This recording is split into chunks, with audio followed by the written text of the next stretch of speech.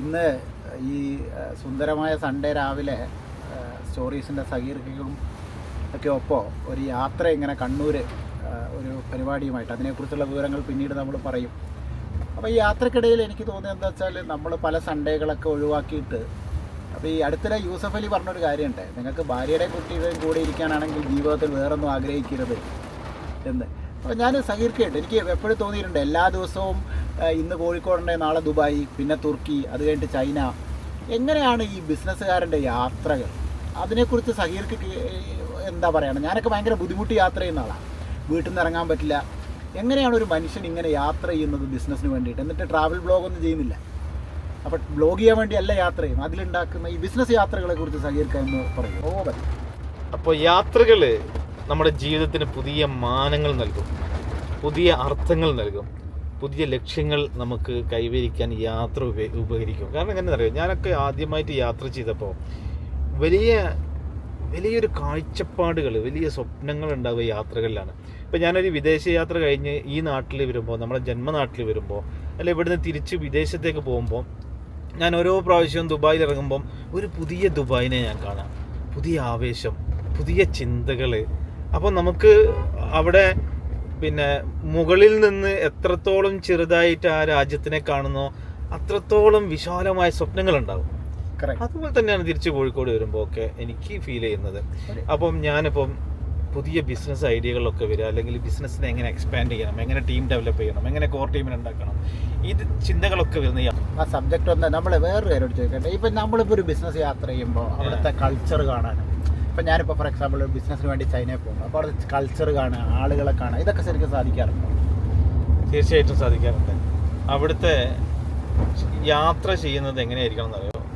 ഒരു സ്ഥലത്ത് ഇറങ്ങി കഴിഞ്ഞാൽ നമ്മൾ തോളിലൊരു ബാഗ് വേണം, ആ ബാഗിൽ സാധനങ്ങളൊക്കെ വെച്ചിട്ട് ഒരു നടത്താണ്. ഓട്ടോറിക്ഷ കയറുന്നു, സൈക്കിളിൽ കയറുന്നു, പിന്നെ കുറേ നടക്കുന്നു, പിന്നെ ചെറിയ ചെറിയ കടകളിൽ കയറിയിട്ട് ഭക്ഷണം കഴിക്കുന്നു, ആൾക്കാരോട് സംസാരിക്കുന്നു, അവരുടെ കൾച്ചർ മനസ്സിലാക്കുന്നു.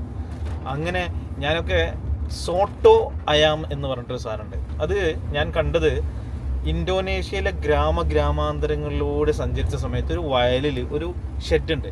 അപ്പോൾ ആ ഷെഡ് കയറ്റിയിട്ട് എന്നോട് ചോദിച്ചു എന്താ കഴിക്കാൻ വേണ്ടത്. അപ്പം എന്താണെന്ന് വെച്ചാൽ സോട്ടോ അയാം. അപ്പോൾ സോട്ടോ അയാം എന്ന് പറഞ്ഞു കഴിഞ്ഞാൽ, അയാം എന്ന് പറഞ്ഞാൽ കോഴിയാണ്, സോട്ടോ എന്ന് പറഞ്ഞു കഴിഞ്ഞാൽ ഒരു സൂപ്പാണ്. അപ്പം കഞ്ഞി പോലൊരു സാധനം, അതിൽ കോഴി ഇങ്ങനെ പിടിച്ചിട്ട് അതിൽ മുളക്, അങ്ങനത്തെ കുറച്ച് പച്ചമുളക്, കരിവേപ്പില അങ്ങനെയൊക്കെ വെച്ചിട്ട് എന്ത് ടേസ്റ്റാണെന്നറിയാം. അപ്പോൾ എൻ്റെ സുഹൃത്ത്, എൻ്റെ കുടുംബക്കാരൻ തന്നെ ഇപ്പം ആ പേര് കൊടുത്തിട്ടൊരു ബ്രാൻഡ് ഉണ്ടാക്കിയിട്ടുണ്ട്, റെസ്റ്റോറൻറ്റ് സോട്ടോ, SOTO സോട്ടോ. അപ്പം അത് ഇന്തോനേഷ്യയിൽ നിന്നാണ് ഈ സോട്ടോ അയാം ഞാൻ കണ്ടത്. അപ്പോൾ ഇന്തോനേഷ്യയിലെ ആ വയലിൽ കണ്ട ചെറിയ ചായക്കട ഞാൻ കണ്ടത് ഇവിടെ പാലക്കാട് കൊല്ലങ്കോടാണ്. കൊല്ലങ്കോട് വയലും വയലേലുകളൊക്കെ കണ്ടിട്ട് അതിൻ്റെ ഉള്ളിൽ ഒരു ചെറിയ ഒരു കുടിൽ പോലത്തെ ഒരു റെസ്റ്റോറൻ്റ് ഉണ്ട്. അപ്പോൾ അവിടെ കപ്പ, പയറ്, മീന്, അങ്ങനത്തെ സാധനങ്ങളല്ലേ, അതുപോലെ ഒരു ഗ്രാമാന്തരീക്ഷം. അപ്പം ഞാൻ പറയുന്നത് അങ്ങനെ ഗാന്ധിജി നടന്ന പോലെ, ഗാന്ധിജി നടന്ന എന്താ, ഇന്ത്യ മനസ്സിലാക്കാൻ വേണ്ടി ഗാന്ധിജി നടന്ന ഗ്രാമാന്തരങ്ങളാണ്. അപ്പോൾ ഒരു നാട്ടിലെത്തുന്ന സമയത്ത് നമ്മൾ അവിടെ കാണേണ്ടത് കലാകാരന്മാരെ കാണണം, കർഷകരെ കാണണം.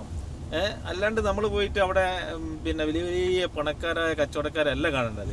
നമ്മളിപ്പോൾ അതേപോലെ ഒരു കണ്ണൂരിലുള്ള ട്രഡീഷണൽ കലാകാരന്മാരെ കാണാനുള്ള യാത്രയിലാണ് ഞാനും സഹീർക്കും. തീർച്ചയായിട്ടും തെയ്യം, അതേപോലെ കളരിയും മാപ്പിളപ്പാട്ട്, അങ്ങനെയുള്ള കലാകാരന്മാരെ തേടിയുള്ള യാത്രയാണ്. കലാകാരന്മാർ പ്രകൃതിയുടെ ഭാഗമാണ്, പ്രകൃതിയെ അനുകരിക്കുന്നവരും പ്രകൃതിയോട് ചേർന്ന് നിൽക്കുന്നവരാണ് കലാകാരന്മാർ. പലപ്പോഴും പലരും ബിസിനസ്സുകാർ കലാകാരന്മാരല്ല എന്ന് വിചാരിക്കും. ഞാൻ കണ്ടിട്ടുള്ള ഏറ്റവും വലിയ കലാകാരന്മാർ ശരിക്കും പറഞ്ഞാൽ ബിസിനസ്സുകാരാണ്. കാരണം ഈ കഴിഞ്ഞ ദിവസം MF ഹുസൈൻ്റെ ചിത്രങ്ങൾ 25 കോടി 28 കോടിക്ക് വിറ്റ് പോകുന്നു. അപ്പോൾ ഇതിനെ ബിസിനസ്സുകാർ ഇഷ്ടപ്പെടുന്നതുകൊണ്ടാണ് അവർ വാങ്ങുന്നത്. ഇടയ്ക്ക് ഞാനൊരു കാര്യം പറഞ്ഞോട്ടെ, ഇബ്നു ബത്തൂത്ത ഒരു ഏറ്റവും വലിയ യാത്രക്കാരനാണ്. അതെ. അപ്പോൾ ഇബ്നു ബത്തൂത്ത ഈ യാത്രയിൽ ഒരു വമ്പിച്ചൊരു കച്ചവടം ചെയ്തിട്ടുണ്ടായിരുന്നു, ഒരു വലിയ കച്ചവടം. ഇന്ത്യയിൽ അദ്ദേഹം വന്നത് വെറും കയ്യിലൊരു കാശുമില്ല. പക്ഷേ വിത്തിൻ 1 month അയാൾ ഇന്ത്യയിൽ ഏറ്റവും ധനികനായ ഒരാളായി മാറി. വിത്തൗട്ട് ആൻ ഇൻവെസ്റ്റ്മെന്റ് അയാൾ എങ്ങനെയാ കച്ചവടം ചെയ്തതെന്നറിയാം. അത് നല്ല രസമുള്ളൊരു കഥയാണ്. അതായത് അദ്ദേഹം അവിടെ ഇറങ്ങി, സിന്ധു നദീതടത്തിലാണ് അദ്ദേഹം ഇറങ്ങുന്നത്. ഓക്കെ, അപ്പോൾ അവിടെ മുഗൾ ചക്രവർത്തിമാരാണ് അന്ന് ഇന്ത്യ ഭരിച്ചിരുന്നത്. അപ്പം ചക്രവർത്തിമാരെ കാണാൻ വേണ്ടിയിട്ട് അദ്ദേഹം ഒരു വിദേശ യാത്രികനാണല്ലോ, തീർച്ചയായിട്ടും പിന്നെ രാജാവിനെ കാണാനുള്ള ഒരു ഓപ്പർച്യൂണിറ്റി അയാൾക്ക് കിട്ടും. അപ്പോൾ അത് അയാൾ തേടി പോകുന്ന സമയത്ത് ഏറ്റവും വലിയൊരു പ്രതിസന്ധി അയാൾ മുമ്പിൽ വന്നു. ആ പ്രതിസന്ധിനെ അയാൾ കച്ചവടാക്കി. എന്തായിരുന്നു പ്രതിസന്ധി എന്നറിയോ? രാജാവിനെ കാണാൻ പോകുമ്പോൾ കാണിക്ക കൊടുക്കണം. കാണിക്ക കൊടുക്കേണ്ടത് 100 ഒട്ടകം, ഒരു 10 ആന, അങ്ങനെ തുടങ്ങിയ സാധനങ്ങളാണ് കൊടുക്കേണ്ടത്. ഒരുപാട് പിന്നെ സ്വർണ്ണ കിഴികൾ കൊടുക്കണം. അപ്പോൾ ഇതിലൊരു കച്ചവടമുണ്ട്. രാജാവിന് നിങ്ങൾ എത്രയാണോ കൊടുക്കുന്നത് അതിൻ്റെ ഡബിള് രാജാവ് തിരിച്ചു തരും. അവർ ഭയങ്കര പ്രോഫിറ്റാണ്, ഡബിൾ പ്രോഫിറ്റ് കിട്ടുന്ന ഒരു പരിപാടിയാണ്. പക്ഷേ ഇതൊക്കെ എങ്ങനെ സംഘടിപ്പിക്കും? അപ്പം അവിടെ ഒരു ധനാഢ്യനായ ഒരു മനുഷ്യനുണ്ട്. അയാളുടെ ബിസിനസ് എന്താ അറിയോ? രാജാവിന് കാണിക്ക കൊടുക്കാനുള്ള സാധനങ്ങൾ സപ്ലൈ ചെയ്യുന്ന ഒരാളാണ്. അയാള് ഇബ്നു ബത്തൂത്തയ്ക്ക് ഇത് കടം കൊടുത്തു, കംപ്ലീറ്റ് സാധനങ്ങളും കടം കൊടുത്തു. പക്ഷേ ഒരു കണ്ടീഷൻ, എന്താണോ രാജാവ് തരുന്നത് അത് എനിക്കും നിങ്ങൾക്കും 50-50. ഓക്കെ, അങ്ങനെ ഇബ്നു ബത്തൂത്തയ്ക്ക് ഇയാൾ ഇത്രയും സാധനങ്ങളൊക്കെ കൊടുക്കുന്നു, രാജാവ് അത്ര തന്നെ തിരിച്ചു കൊടുക്കുന്നു. 50 ഇയാൾക്ക് കൊടുക്കുന്നു, 50 ഇയാൾ എടുക്കുന്നു. അതോടുകൂടി 50 ഒട്ടകത്തിന്റെ മുതലാളിയായി, 5 ആനയുടെ ഇൻവെസ്റ്റ്മെന്റ്. അങ്ങനെയാണ് യാത്രകളിൽ ഞാൻ പറയാറുണ്ട്, നമ്മൾ പോകുന്ന ഓരോ യാത്രയിലും നമ്മുടെ ചുറ്റും ഒരുപാട് ബിസിനസ്സുകളുണ്ട്. ഈ ബിസിനസ്സുകൾ കണ്ടെത്താനുള്ള അകക്കണ്ണ് നിങ്ങൾക്കുണ്ടെങ്കിൽ അത് ഏറ്റവും കൂടുതൽ ഗുജറാത്തികൾക്കാണ്, മാർവാടികൾക്ക്. ഒരു രാജ്യത്ത്, ഗ്രീസ് എന്നൊരു രാജ്യത്ത് നാണയം കാണാണ്ടായി പോയി. നാണയം കാണാനില്ല. എവിടെ പോയി കഴിഞ്ഞാൽ 1 റുപ്യ കൊടുത്തു കഴിഞ്ഞാൽ ബാക്കി എന്ന സാധനം വാങ്ങിക്കഴിഞ്ഞാൽ 10 പൈസ 20 പൈസ തിരിച്ചു കൊടുക്കാനില്ല. നാണയ ദാരിദ്ര്യം. അങ്ങനെ നാണയ ദാരിദ്ര്യം അനുഭവപ്പെട്ടപ്പോൾ അവർ അന്വേഷിച്ചു ഇത് പിന്നെ എവിടെ പോകുന്നു. അപ്പോൾ എല്ലാ കച്ചവടക്കാരുടെ അടുത്തും ഗവൺമെൻറ് ആൾക്കാരെ അയച്ചു ഇതെന്താ സംഭവിക്കുന്നതെന്ന്. അപ്പോൾ ഒരു ഇന്ത്യക്കാരൻ വന്ന് വാങ്ങിക്കൊണ്ടുപോവാ, ഒരു ഗുജറാത്തി ഇത് വാങ്ങിക്കൊണ്ടുപോവാ ഈ നാണയങ്ങൾ. അതായത് 100 റുപ്യ കൊടുത്തിട്ട് പറയും 101 രൂപ തരാം, നീ 100 നാണയം താ. 1 രൂപ അധികം കൊടുത്തിട്ട് നാണയങ്ങൾ മേടിക്കുക. അപ്പോൾ ഈ ഗുജറാത്തി കാണുന്നത് എന്താ അറിയോ? ഈ നാണയം ഉണ്ടാക്കിയിരിക്കുന്ന ലോഹം മറ്റൊരു രാജ്യത്ത് വിറ്റാൽ ഭയങ്കര വില കിട്ടും. അതായത് 100 രൂപയുടെ നാണയത്തിന് 200ന്റെ വാല്യൂ ഉണ്ട്. അപ്പോൾ ഇത് കംപ്ലീറ്റ് ഉരുക്കി കട്ടയാക്കിയിട്ട് വേറെ രാജ്യത്ത് കൊണ്ടുപോയി വിറ്റൊരു കഥയുണ്ട്.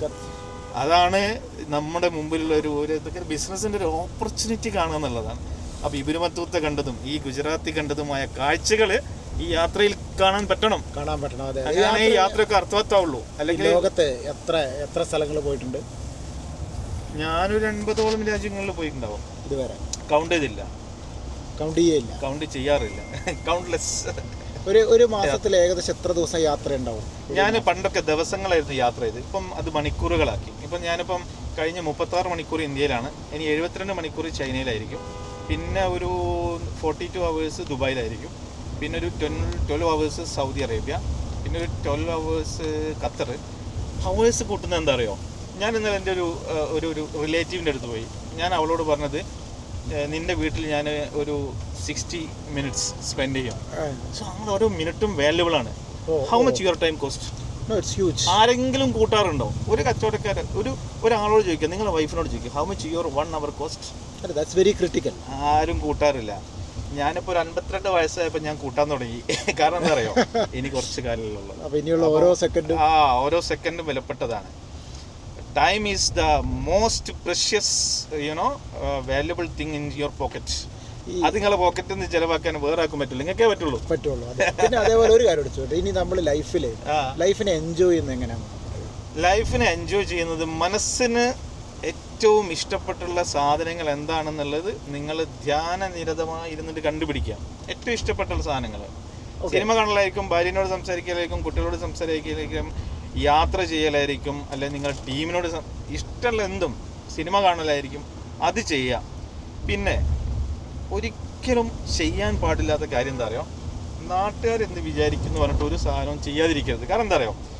നമുക്കൊരു പ്രശ്നം ഉണ്ടായാലും ഒരു പ്രയാസം ഉണ്ടായാൽ നമുക്ക് കണ്ണാടിയിൽ നോക്കിയാൽ കാണുന്ന ആൾ മാത്രമേ നമ്മളെ സഹായിക്കാൻ വരുള്ളൂ, വേറൊരാളും വരില്ല.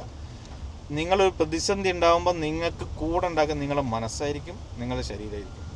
പിന്നെ കഴിഞ്ഞിട്ടേ ഭാര്യയും മക്കളൊക്കെ ഉണ്ടാവുള്ളൂ. ഒരു വേളയിൽ അവർ വരെയല്ല, നിങ്ങൾ മാത്രമേ ഉണ്ടാവുന്നുള്ള തിരിച്ചറിവിൽ നിങ്ങൾ ഇഷ്ടപ്പെട്ടത് ചെയ്യുക. ആരും എന്തും പറഞ്ഞോട്ടെ. ആൾക്കാർ പറയുന്നത് നോക്കിക്കഴിഞ്ഞാൽ നമുക്ക് നമ്മുടെ സന്തോഷം കണ്ടെത്താൻ പറ്റൂല. അവരെ സന്തോഷത്തിന് വേണ്ടി നമ്മൾ എന്തിനും ജീവിക്കണം. നമുക്ക് നമ്മുടെ സന്തോഷം ജീവിക്കാൻ സമയമില്ല. ജീവിതം ഒന്നേ ഉള്ളൂ. അത് ആസ്വദിച്ച് പിന്നെ ജീവിക്കാം. പക്ഷെ ആസ്വാദനം എന്ന് പറയുമ്പോൾ നമുക്ക് ധാർമ്മികതയിൽ അധിഷ്ഠിതമായ ആസ്വാദനമായിരിക്കും. അത് വിട്ടിട്ടുള്ള കളിയില്ല. ധാർമ്മികതയാണ് നമ്മുടെ അടിസ്ഥാനം. അതിൽ നിന്നുകൊണ്ടുള്ള കാര്യങ്ങൾ. ഞാൻ ഈവൻ പറയുന്നത് നമ്മുടെ മതം എന്ന് പറയുന്നത് തന്നെ നമ്മുടെ സ്വകാര്യതയാണ്. ദൈവത്തിനോട് നമ്മൾ സ്വയം സംസാരിക്കുന്ന ഒരു കാര്യമാണ്. അപ്പോൾ ശരിക്കും ഒരു മതേതര ജനാധിപത്യ രാജ്യത്ത് ജീവിക്കുന്ന സമയത്ത് മതം ശരിക്കും സ്വകാര്യതയായിരിക്കണം. ഓക്കെ, നമുക്ക് രമേശിനെ കണ്ടാലും ജോണിനെ കണ്ടാലും ഇസ്മായിലിനെ കണ്ടു കഴിഞ്ഞാലും നമുക്ക് ഒരേ വികാരമായിരിക്കണം, ഒരേ സ്നേഹമായിരിക്കണം. പക്ഷേ നമുക്ക് ദൈവത്തിനോടുള്ള കരാറ്, ദൈവത്തിനോടുള്ള ഉടമ്പടി എന്ന് പറയുന്നത് നിങ്ങൾ സ്വയം കണ്ണടച്ചിരുന്നു കൊണ്ട് ദൈവവും നിങ്ങളും മാത്രം തമ്മിലുള്ളൊരു സംസാരവും ആ രീതിയുമാണ് വേണ്ടത്. ഒരിക്കലും നമ്മൾ പ്രഘോഷിച്ച് നടക്കേണ്ടതല്ല. ആവശ്യമില്ലല്ലോ, മനസ്സിലല്ലേ? ഒട്ടും ആവശ്യമില്ല. ഓക്കെ.